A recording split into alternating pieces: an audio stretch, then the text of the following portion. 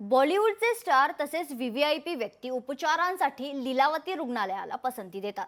मात्र हे रुग्णालय सध्या चर्चेत आलंय ते दोन गंभीर आरोपांमुळे. त्यातला पहिला आरोप आहे 1200 कोटी रुपयांच्या घोटाळ्याचा आणि दुसरा आरोप आहे काळ्या जादूचा. पाहुयात नेमकं काय घडलंय या स्पेशल रिपोर्टमधून.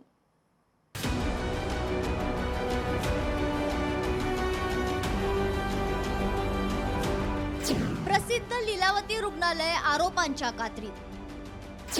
1200 कोटींचा घोटाळा झाल्याचा संचालकांचा आरोप. लीलावती रुग्णालयात काळी जादू झाल्याचाही आरोप. अनेक सिने अभिनेते, उद्योजक आणि राजकारणी असे हाय प्रोफाईल लोकांवर उपचार करणारं रुग्णालय अशी लीलावती रुग्णालयाची ओळख आहे. मात्र हे रुग्णालय आता दोन कारणांनी चर्चेत आलंय.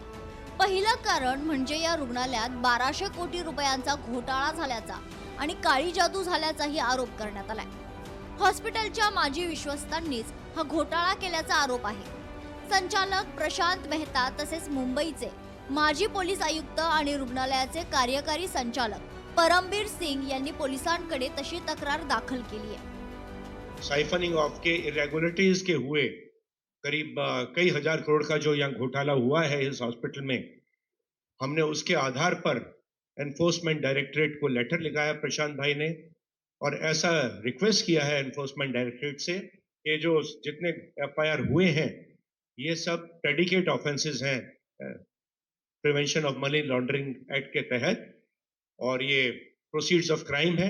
We immediately complained to the Commissioner of Police in Gujarat, and then the court directed also to register FIR, but by then also nothing happened because they were already overseas और वो लोग भाग गए.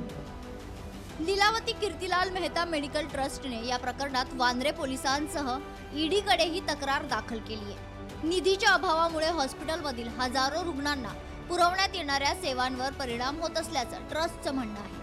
या घोटाळ्याला जबाबदार असलेले ट्रस्टीज हे सध्या दुबई आणि बेल्जियम मध्ये आहेत, अशी ही माहिती परमबीर सिंग यांनी दिली आहे. मुंबईतील सगळ्यात प्रसिद्ध रुग्णालय म्हणजे वांद्रे येथील लीलावती रुग्णालय, आणि हे संपूर्ण लीलावती रुग्णालय सध्या वादाच्या भोवऱ्यात अडकलेलं आहे. याचं कारण म्हणजे या रुग्णालयाचे विद्यमान संचालक प्रशांत मेहता आणि कार्यकारी संचालक तथा मुंबईचे माजी पोलीस आयुक्त परमबीर सिंग या दोघांनीही पत्रकार परिषद घेत काही गंभीर आरोप केलेले आहेत. या दोघांचं असं म्हणणं आहे की या संपूर्ण रुग्णालयाचे माजी संचालक यांनी काही घोटाळा केलेला आहे, आणि हा घोटाळा आतापर्यंतचा वैद्यकीय क्षेत्रातला अत्यंत मोठा घोटाळा देखील म्हटला जात आहे. ऑडिट दरम्यान हा सर्व प्रकार लक्षात आला असून हा वैद्यकीय क्षेत्रातील आतापर्यंतचा सर्वात मोठा घोटाळा असल्याची माहिती मिळते. प्रेजेंट ट्रस्टीज ने चार्ज संभाला तो ऐसी जानकारी, ऐसी इंफॉर्मेशन, ऐसी एविडेंस इनके सामने आई कि उस 20 साल के कार्यकाल में बहुत बड़े स्केल पर हजारों करोड़ का मिस अप्रोप्रिएशन घोटाला इस हॉस्पिटल में हुआ. या प्रकरणातील दुसरा गंभीर आरोप म्हणजे काळी जादू अर्थात ब्लॅक मॅजिक.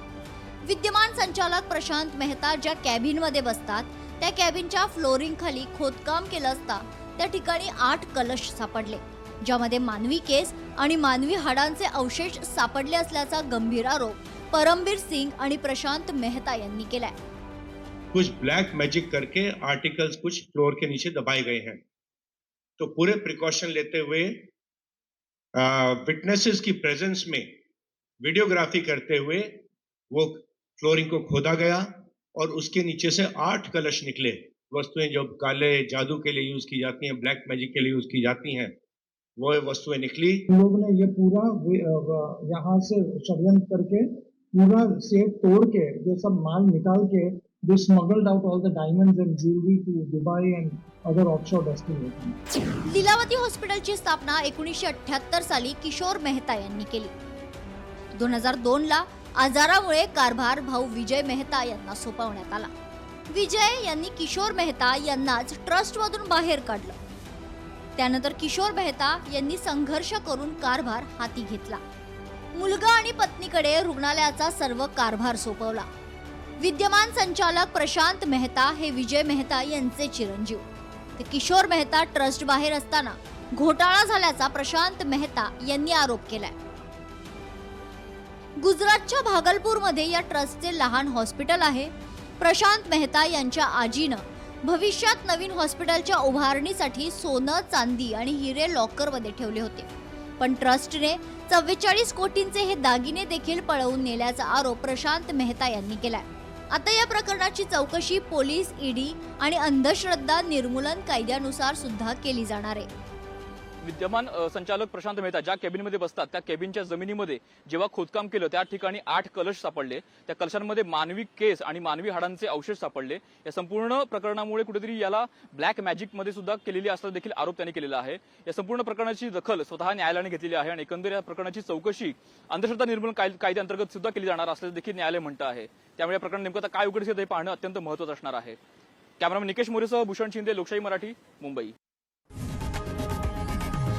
लोकशाही मराठी ऐका, पहा, जागरूक रहा.